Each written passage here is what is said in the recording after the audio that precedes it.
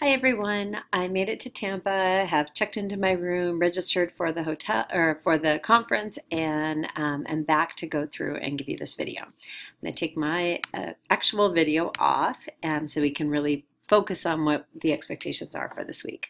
So here's the task list. I'm going to upload the movie here in just a moment. You can get the PowerPoint from last night and the parent acknowledgement letter right here by clicking on those. Here's the critical reflection. Remember, it's the, let me make this a little bit bigger, if I can. It is explain the three-tiered model of interventions. That's the RTI, MTSS, PBIS. So the academic is the RTI, the PBIS is for the behavioral.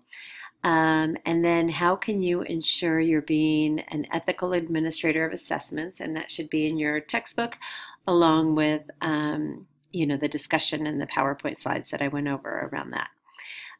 You need to interview a professional about assessments for initial and triennial assessments and write up the interview. And I've given you some questions.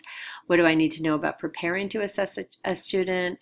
What do I need to know about administering assessments? What do I need to know about scoring? What do I need to know about talking to parents about the scores and any other advice concerning assessments? And so, like I said, you can email them, but give them some context about what kind of assessments you're talking about.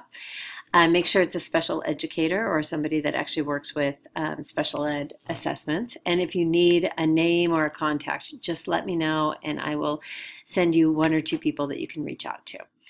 Then we're moving on with the case study, and I'm asking you to try to do a student observation.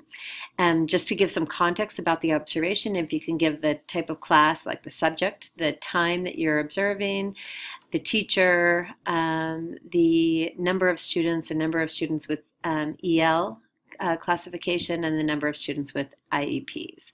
And then what did you see that the students did well? What did you see that may affect the students' learning?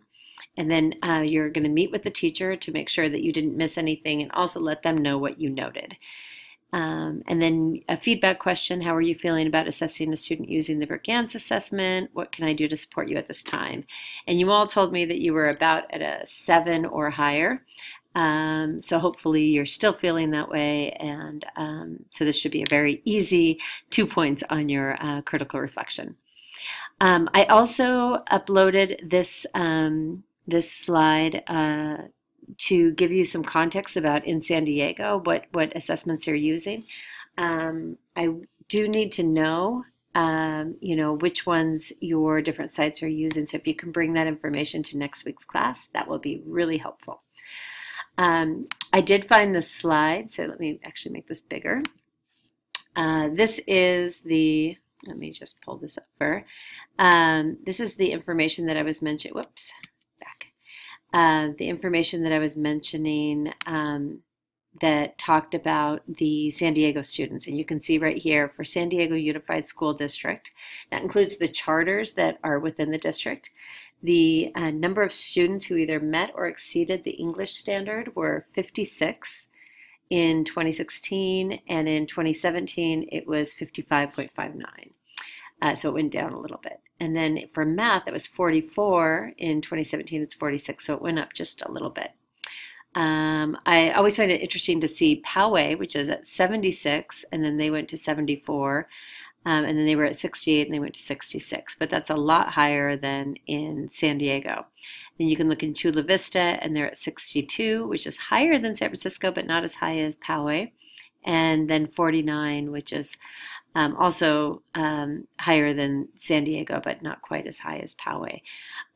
Sweetwater, which is at 32% and 54, or 54 and 31.